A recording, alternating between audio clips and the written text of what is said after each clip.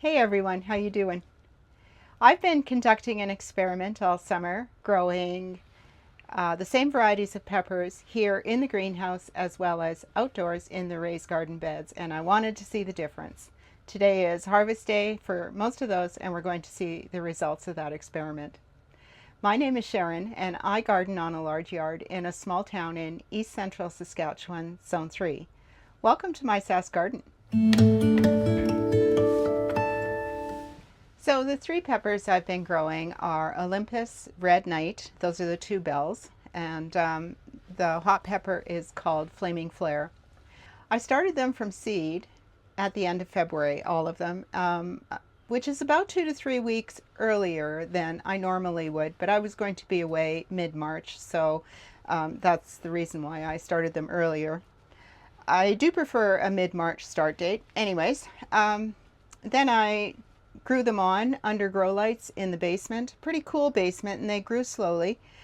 I grew them on until the end of April in the house, and then somewhere around the end of April I moved into the greenhouse with them all.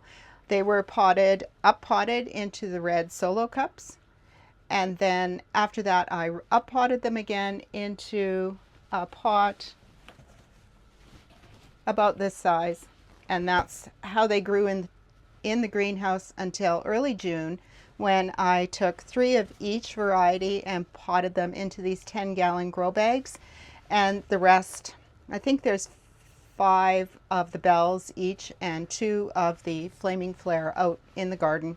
And it was a few days later before I planted them into the garden because we were still getting cool nights. So here in the greenhouse, we're starting here. It's supposed to be a hot day today, so I thought I would get these harvested from in here today. Sorry, the noise you're going to hear is just the town cutting grass there. Anyways,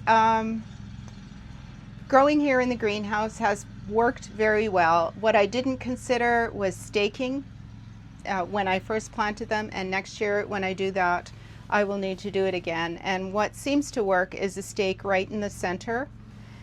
These bags also have these loops at the corners that I discovered I could tie into, and I did do that back here. But otherwise, they started getting heavy with weight, and so I kind of had a center stake. This one is a rebar. This one is a branch from dogwood that's very strong. I sunk it all the way to the bottom, and then I just strapped the plants onto that center stake. That seemed to work. That has worked fine. Problems, I can't say I had any trouble. I didn't have any aphids, which I watched for constantly, because if I was going to have a problem, I thought that would be it. On this one is the Olympus, and midway through the season, just gonna find it. Oh, the other thing I did here was watered every day, about 2 liters of water per pot every day, and I also turn them a quarter turn every day. One problem I had here was with this pepper, and it just seemed to melt. And here as well, you can see that this fruit is kind of wrinkly and soft, and I don't know, there's a problem down here. I'm not sure what that is, but it's only that one pepper. All of the rest are fine in the greenhouse. I think there might be some contenders in here for the heaviest pepper I've ever grown, which is something that I have been recording sort of every year, except for last year, which was kind of a bust. This pepper is also a little bit soft. There's something wrong with this stem, so this is a good time to get rid of this. So these are the Olympus. Both the Olympus and Red Knight, I've mentioned several times. These are my favorite peppers to grow. They are really blocky, thick-walled. They mature very sweet. They do attain a nice redness, usually by the end of the season. and they get a good weight to them. This one is not bad, although I'm pretty sure it's not the biggest. I'm just going to weigh it, and it's 300 grams. I think my biggest pepper has been 563 grams, maybe, something like that.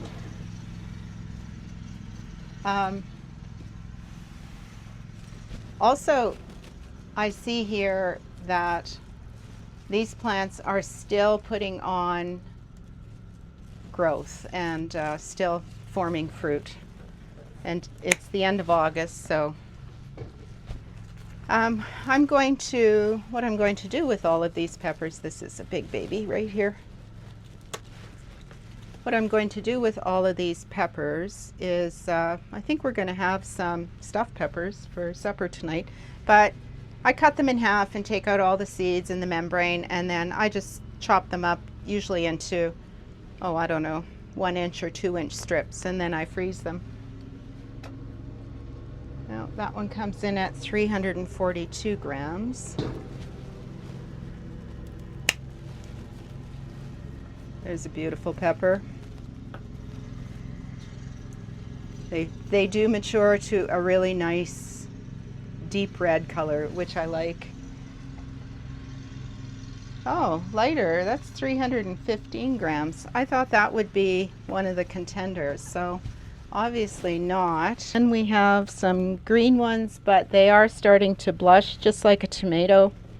If they're starting to blush, they will continue to ripen indoors and turn red. You just have to leave them room temperature. So these will sit, you know, I'm just going to put them in a basket in the house, and over the next 3 to 4 days they're going to turn red.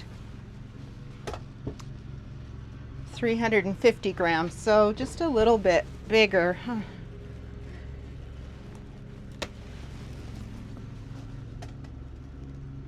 Yeah, 300. They're all coming in somewhere around that 350.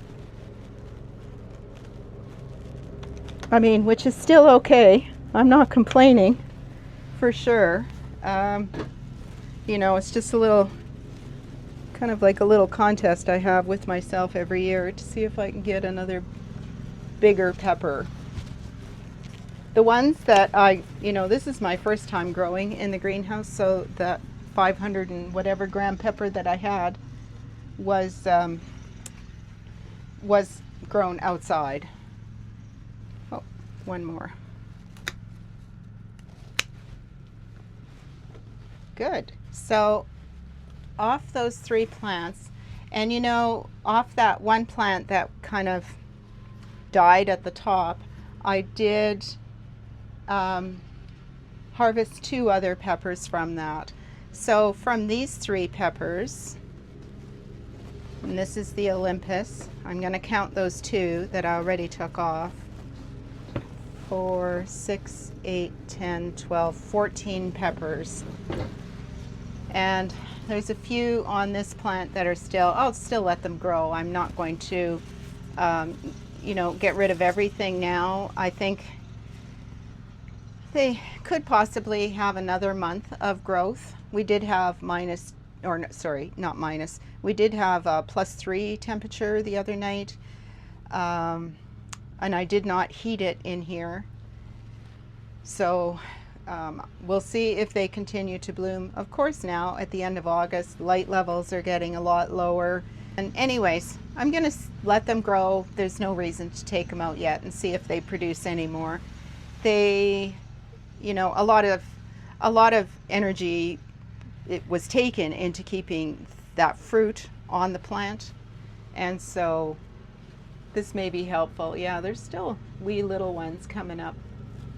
This one has 3 peppers. There's another little one there. We'll see how they go. So this in the silver bowl is the Olympus, and now I'm going to take the Red Knight. This is another short season variety. I want to say they're all around 55 days or 60 days, something like that.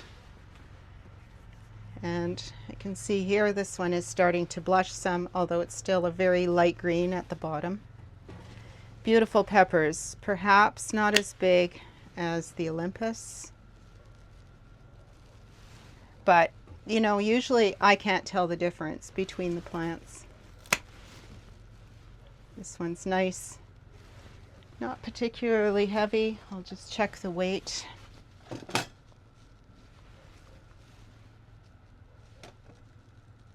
$278 grams, so not as heavy as the others. There's a big one down here.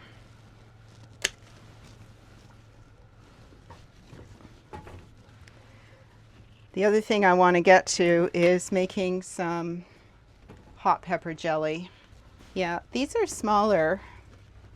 There's 6 so far. This one is a nice size. 248. Nope, not going to do it this year, not from these anyway.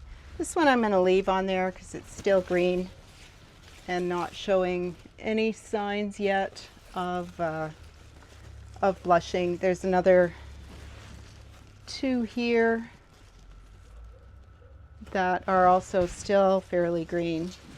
This one, this little baby here, I don't know what happened to it. Yeah, these are all nice, just not as big.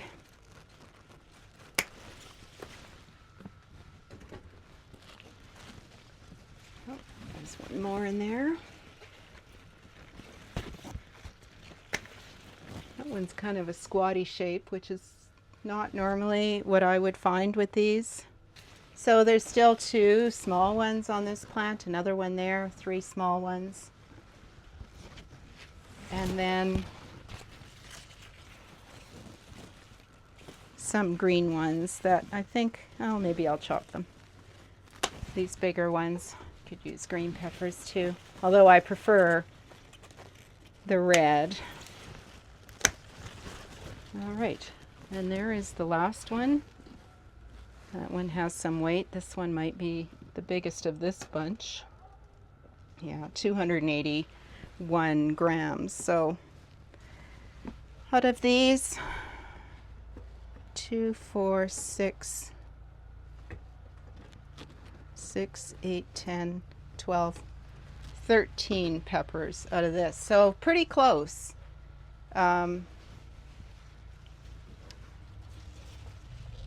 There's still a few, just like that plant, there's still a few to mature here. So this basket is the Red Knight. So now these are the Flaming Flare. These are the hot peppers. They aren't really hot. I don't even know if they have as much heat as a jalapeno would. They have on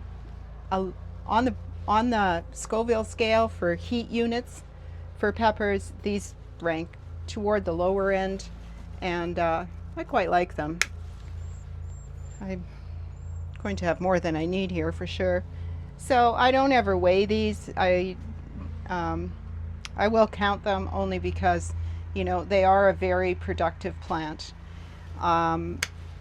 They will, the longer they stay on the plant, the redder they get, the hotter they are. You do have to be careful with cleaning them, cleaning out the seeds. I've been there, had some trouble with cleaning out the seeds with bare hands. Anyways, they're all about the same, so I'm just gonna get them all picked. 2, 4, 6, 8, 11.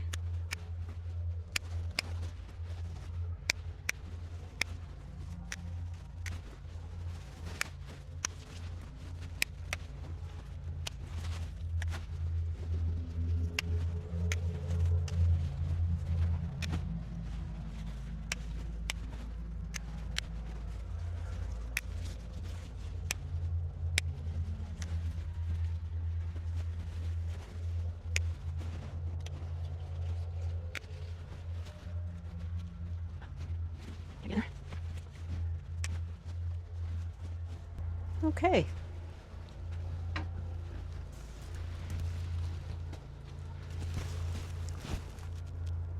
$42 red peppers, 42 red Flaming Flare hot peppers from 3 plants in a 10-gallon grow bag. I say that's pretty good. For me, that's way more than I would ever need, actually. So I don't know that I would need to grow 3 plants. 1 plant would probably suffice. You never know if 1 plant is going to die, though. So I always go with 2 at least of anything. But here you can see that there are still lots of peppers on the plants, and they are still putting out baby ones. As I said, this is a really productive hot pepper plant, and so I will continue to let these grow and see how many more I can get. But for sure, here in the greenhouse, I'm going to say, you know, at least 15 peppers per plant is what you're going to get, or what I've gotten off of this. They were planted into a mix. I have a video of the day that I planted these into these pots. I have a video also, if you want to go back, on when I seeded them. The other thing I wouldn't mind doing is growing in a grow bag outside. You have a lot of control in a grow bag. They do need, you know, as I said, they needed to be watered every day. I think they'd need to be watered every day outside as well, for sure. But these 10-gallon grow bags, you know, they give a lot of soil, and you have a lot more control. Like I said, with the fertilizing here, I fertilized with Miracle Grow 15-30-15. Thing I did here was, when I watered, we fill these barrels up so that the water warms, and I hand watered with that warm water every time I watered, every day. We'll go to the back now, into the raised beds, and see what's going on back there. Here in the raised bed garden, I planted the peppers into the center of this bed, and this is 2 rows of beans on either side, and I'll just explain. This was the first row. This is on the north side of the raised bed. And so as these grew, they did give a little bit of wind protection to the peppers. This is my second crop or my second row of beans, which I planted at the end of June, and they are just now, like, they're ready for their first picking now. So they didn't really provide a whole lot of shade or trouble with the growing the peppers, or at least I don't think so. I did have trouble with some of the plants in this area. I don't know if it was drought, I don't think it was, but we did set up drip watering in July, when we went through probably 5 or 6 weeks of no rain at all. I thought I'd be able to just do hand watering like I've done in the past, but didn't seem to be working all that well this excuse me, all that well this year. So we did set up drip watering, ran that a few times, but still had some trouble, and it's like the plants are just kind of just collapsing. I think these on this side are the Olympus, and I've had a lot of trouble with these. In particular, these, well, 2 plants for sure, 3 plants, I guess. You know, they're just kind of wilting. They're doing this kind of thing, like that's actually sort of moldy on the inside there. Same with this one. I think it's, and then there's sun scald. In a previous video, on a harvest video, I had to pick some because they had sun scald, and it's all been on this end. And this one, well, it's probably fallen off for some time, but this one's rotten.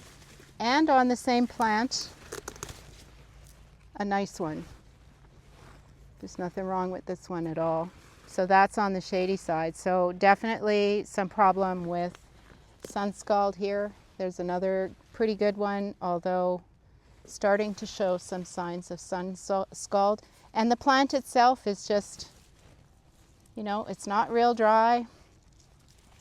The plant is just kind of, I don't know, melting. It's like it's collapsing, for lack of a better word. But still some fairly decent peppers on there. So I'm just gonna pick off the rest of those Olympus peppers and just show you the good ones that come off of there as well. It's tough to get the camera in there because it's pretty dense with all the other foliage around.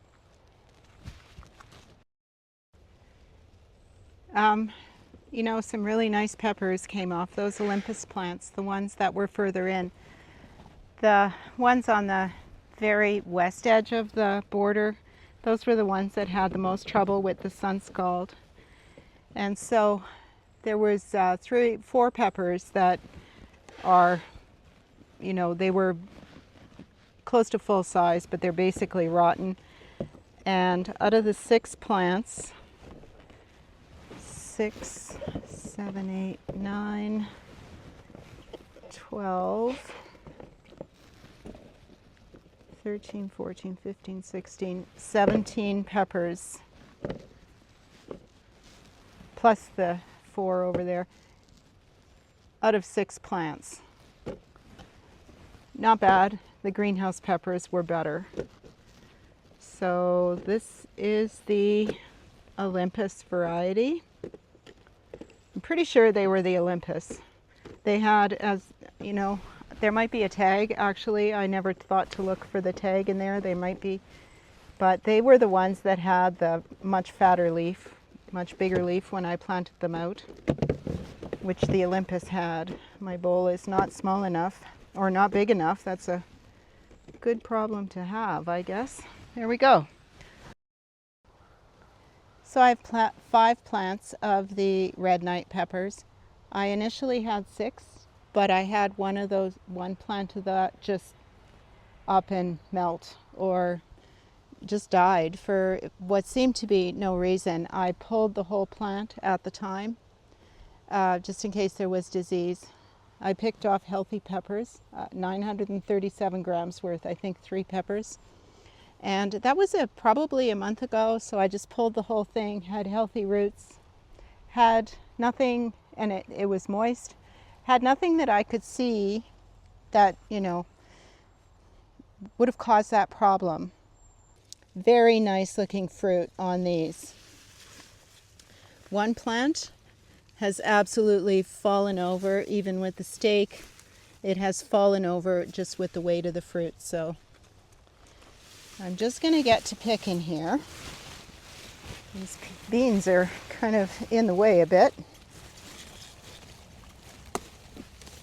And here I don't see any fruit still forming or any flowers, so I'm just going to go ahead and I'm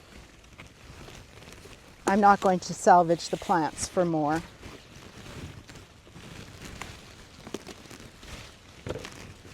This one, look at the size of that. I should have brought the scale out. I bet you that one's going to be close. So I'll just put that one off to the side so I can weigh it.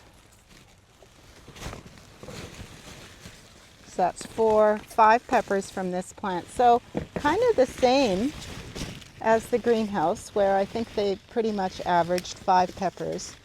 This is the plant that collapsed, or, you know, it's not dead, it's just the weight of the peppers. I can't even see where it is. Oh, this part just broke off. All right. So that one has 1. This is another nice big one. 2, 3, 4, and you see these are green. There's some blushing going on. 4 and 5. This one had 6 peppers, 6 very nice, heavy peppers.